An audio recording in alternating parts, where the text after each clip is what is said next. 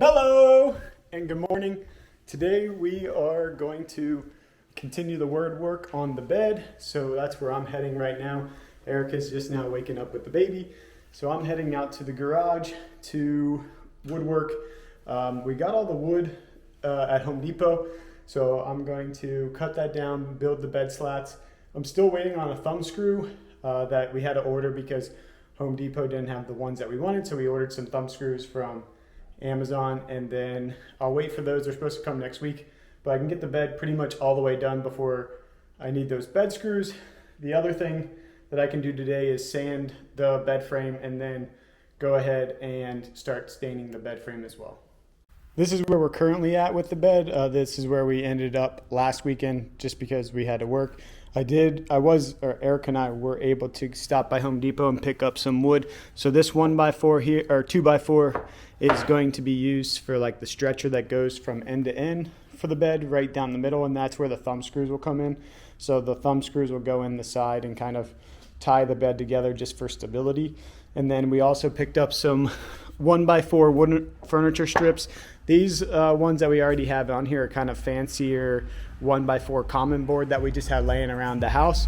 So therefore, we're just going to use these kind of cheaper ones that we picked up at Home Depot to cut down for slats. Easy for me to say.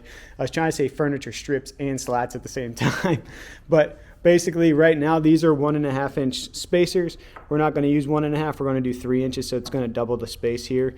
Therefore, we won't have as many bed slats. Easy for me to say again.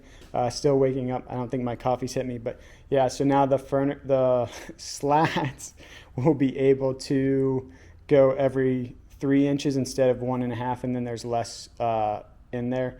There's different websites out there that say that the slat should be like 1/2 inch, 3 inches, or 5 inches. We decided to go with 3 inches just because it worked out math-wise, because this bed is 75 inches and the slats are 3.5 inches, so then another 3. It divided it out equally, so that's why we ended up going with that measurement.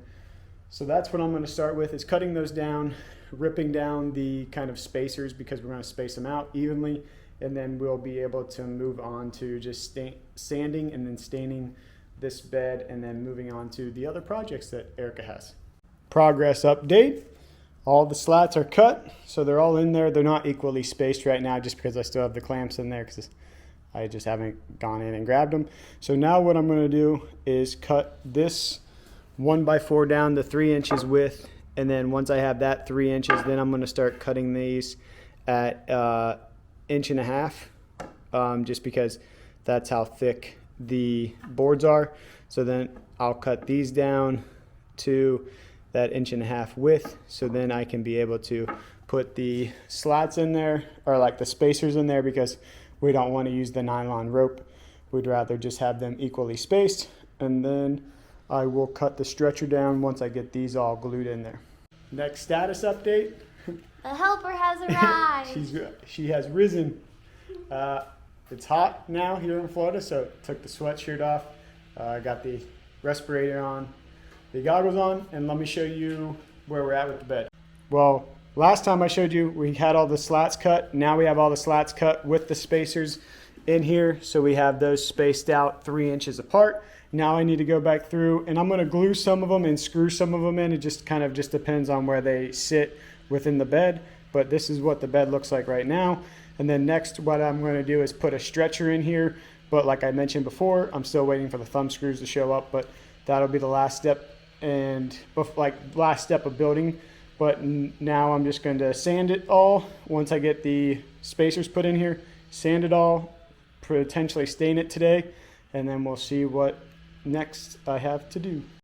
Alright, so we have these attached now, and now Jack just has to sand, so we're going to sand it in the driveway. That way our garage doesn't get caked in dust. We've sanded in here before, not thinking it through. Not you, me. Well, he sanded here with before, not thinking it through, and all of our stuff is still like covered in dust, but so we'll do it outside this time and Hope for the best. Hope for the best. And then we can get it stained.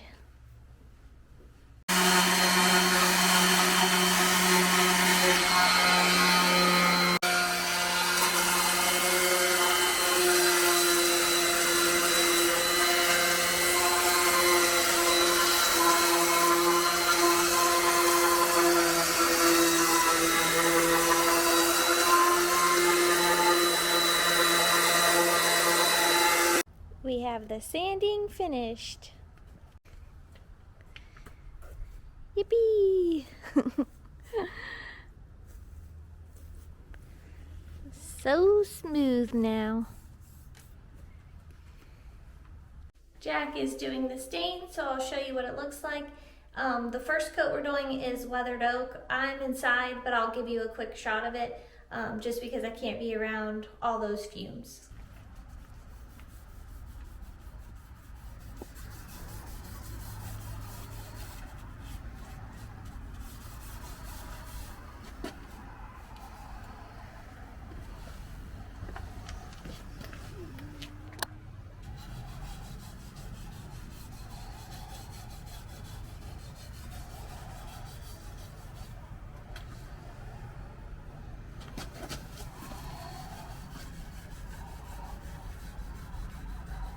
Alright, we got the first coat of weathered oak on the frame.